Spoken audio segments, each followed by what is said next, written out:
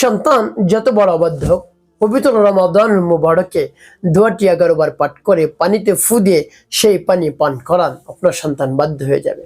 আপনার সন্তানের মন গলে যাবে, মেধাবী হবে, স্মরণ শক্তি বৃদ্ধি পাবে। যদি আপনি আমলটি পরিপূর্ণ বিশ্বাস এবং আস্থা নিয়ে করতে পারেন, অবশ্যই আপনি উপকৃত হতে পারবেন। প্রিয় ভাই বোনেরা, আমলটি কখন কিভাবে করবেন, কোন নিয়মে করবেন আমি বলে দিচ্ছি। তো প্রিয় ভাই বোনেরা, আপনি অস্থির হয়ে পড়েছেন সন্তানের জন্য, পেরেশানিগ্রস্ত হয়ে পড়েছেন যে সন্তানকে উচ্চ ডিগ্রি অর্জন করাতে চান, কিন্তু সন্তানের মেধা কম, তারপরে স্মরণ শক্তি কম এবং অবাধ্য সবকিছুই আপনার সন্তানের মধ্যে রয়েছে। তাহলে আপনি চিন্তিত হয়ে পড়েন, অনেক অর্থ সম্পদও ইতিমধ্যে অনেক অর্থ সম্পদও খরচ করে ফেলছেন সন্তানের জন্য, কিন্তু কোনো লাভ হয় না। তো প্রিয় ভাই বোনেরা, এতদিন তো অর্থ সম্পদ খরচ করে দেখছেন, এখন একটু অর্থ সম্পদ খরচ করা ছাড়া আপনি দেখুন কি হয়। প্রিয় ভাই বোনেরা, এখন একটু অর্থ সম্পদ খরচ না করে দেখুন কি হয়। অল্প কিছু সময় আপনাকে ব্যয় করতে হবে। প্রিয় ভাই বোনেরা, আপনার সন্তানের জন্য দরদ মাখা কণ্ঠে, দরদ মাখা মন নিয়ে, এই দিল নিয়ে, অন্তর নিয়ে যদি আপনি আমলটি করতে পারেন, অবশ্যই আপনার সন্তান বাধ্য হবে, মেধাবী হবে, স্মরণ শক্তি বৃদ্ধি পাবে। প্রিয় ভাই বোনেরা, আপনার মনকে সে উজ্জ্বল করতে পারবে, মনের আশা আকাঙ্ক্ষা বাসনা পূরণ হবে ইনশাআল্লাহ। প্রিয় ভাই বোনেরা, সেই আমলটি কেমন করে করবেন আমি বলে দিচ্ছি। তার পূর্বে সকলের কাছে একটি অনুরোধ থাকবে, যখন ভিডিওটি দেখবেন না টেনে না কেটে দেখার চেষ্টা করবেন, তাহলে আপনি সঠিক নিয়মে আমলটি করতে পারবেন। আর যদি টেনে টেনে দেখেন, কেটে কেটে দেখেন, তাহলে সঠিক নিয়মে আপনি আমলটি করতে পারবেন না। তাহলে চলুন কিভাবে আমলটি করতে হয় জেনে নেওয়া যাক। আমলটি শুরুতেই কি রাখতে হবে আপনার কাছে? পানি, একেবারে ফ্রেশ পানি রাখবেন আপনার কাছে। তারপরে উত্তম রূপে পবিত্রতা অর্জন করে উত্তম পোশাক পরিধান করে কিবলামুখী হয়ে বসবেন একেবারে নির্জন একটি জায়গায়। তারপরে আপনার জীবনের সমস্ত গুনার কথা স্মরণ করে ক্ষমা প্রার্থনা করবেন। হে আল্লাহ, আমার জীবনের সমুদায় গুনাহ খাতাকুরান মাফ করে দেন। জীবনে যত ধরনের অন্যায় করেছি, অপরাধ করেছি, সকল ধরনের অন্যায় অপরাধ আপনি ক্ষমা করে দিয়ে আমার অন্তরকে পাক পবিত্র বানিয়ে দেন। এভাবে রব্বি কারীমের কাছে বলবেন। তারপরে 3 বার দুরূদ শরীফ সাল্লাল্লাহু আলাইহি ওয়াসাল্লাম, সাল্লাল্লাহু আলাইহি ওয়াসাল্লাম, সাল্লাল্লাহু আলাইহি ওয়াসাল্লাম। এবং যখন ইস্তেগফার এবং দুরূদ শরীফ পাঠ করা হয়ে যাবে, তারপরে আপনি কি করবেন? তারপরে আপনি সেই দোয়াটি পাঠ করবেন। যখন পাঠ করবেন, এর পূর্বে রব্বি কারীমের কাছে বলবেন, হে আল্লাহ, যে আমলটি আমি করছি সে আমলকে কবুল করুন, যে সমস্যা সমাধানের জন্য আমলটি করতেছি সেই সমস্যা দূর করে দিন। তারপরে আপনি সেই দোয়াটি পাঠ করবেন। প্রিয় ভাই বোনেরা, দোয়াটি পাঠ করে কি করবেন পরবর্তীতে বলে দিচ্ছি, আগে দোয়াটি বলে নেই। যেমন বিসমিল্লাহির রহমানির রহিম, আল্লাহু লা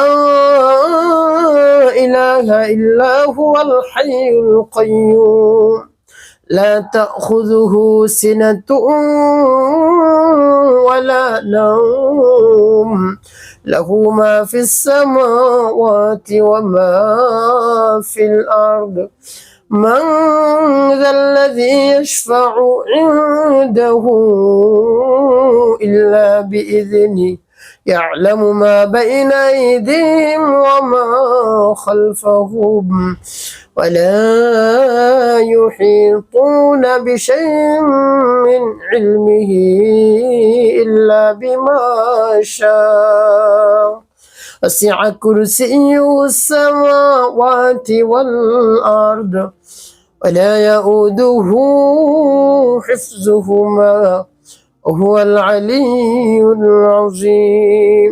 এভাবে যখন আয়াতুল কুরসি পাঠ করা হয়ে যাবে, তারপর আপনি পানির মধ্যে একটি ফু দিবেন।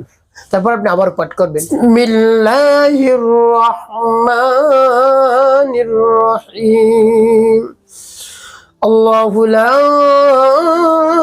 ইলাহা ইল্লা হুয়াল হাইয়ুল কাইয়্যুম লা তাখুযুহু সিনাতুন ওয়ালা নাওম লাহু মা ফিস সামাওয়াতি ওয়া মা ফিল আরদ من ذا الذي يشفع عنده إلا بإذنه يعلم ما بين أيديهم وما خلفهم ولا يحيطون بشيء من علمه إلا بما شاء وسع كرسيه السماوات والأرض ولا يؤوده حفظهما وهو العلي العظيم পাঠ করার শেষ আবার একটু তারপর আপনি মনে ধরে আবার পাঠ করবেন বিসমিল্লাহির রহমানির রহিম الله لا إله إلا هو الحي القيوم لا تأخذه سنة ولا نوم له ما في السماوات وما في الأرض من ذا الذي يشفع عنده إلا بإذنه يعلم ما بين أيديهم وما خلفهم ولا يحيطون بشيء من علمه إلا بما شاء وسع كرسيه السماوات والأرض ولا يؤوده حفظهما وهو العلي العظيم পাঠ করার আবার একটু প্রিয় ভাই বোনেরা কতবার পাঠ করবেন 11 বার গুনে গুনে পাঠ করে 11টি ফু দিবেন তারপর একটি দোয়া পাঠ করবেন ইয়া যাল জালালি ওয়াল ইকরাম ইয়া যাল জালালি ওয়াল ইকরাম ইয়া যাল জালালি ওয়াল ইকরাম এভাবে যখন পাঠ করা হয়ে যাবে তারপরে পানির মধ্যে একটি ফু দিবেন তারপর আপনি দুরূদ ইব্রাহিম পাঠ করবেন 3 বার গুনে গুনে আল্লাহুম্মা সাল্লি আলা মুহাম্মাদিন ওয়া আলা আলি মুহাম্মাদ কামা সাল্লাইতা আলা ইব্রাহিম ওয়া আলা আলি ইব্রাহিম ইন্নাকা হামিদুম মাজিদ আল্লাহুম্মা বারিক আলা মুহাম্মাদিন ওয়া আলা আলি মুহাম্মাদ কামা বারাকতা على إبراهيم وعلى آل إبراهيم إنك حميد مجيد اللهم صل على محمد وعلى آل محمد كما صليت على إبراهيم وعلى آل إبراهيم إنك حميد مجيد اللهم بارك على محمد وعلى آل محمد كما باركت على إبراهيم وعلى آل إبراهيم إنك حميد مجيد اللهم صل على محمد وعلى آل محمد كما صليت على إبراهيم وعلى آل إبراهيم إنك حميد مجيد اللهم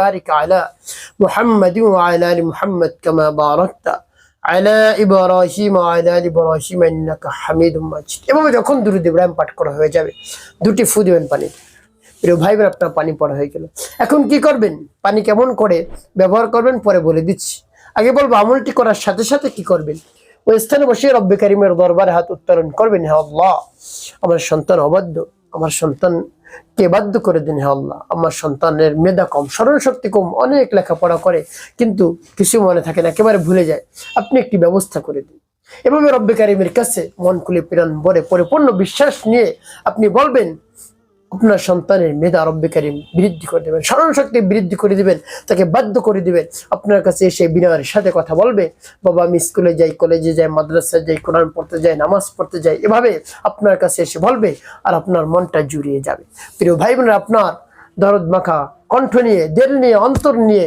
এভাবে যদি বলতে পারেন অবশ্যই আল্লাহ রাব্বুল আলামিন কবুল করে নেবেন একটি কাজ করতে হবে 5 ওয়াক্ত নামাজ আদায় করতে হবে মানুষের কল্যাণে খিদমত কাজ করবেন অবশ্যই আপনার জীবন হবে সুখময় এবং শান্তিপূর্ণ ইনশাআল্লাহ।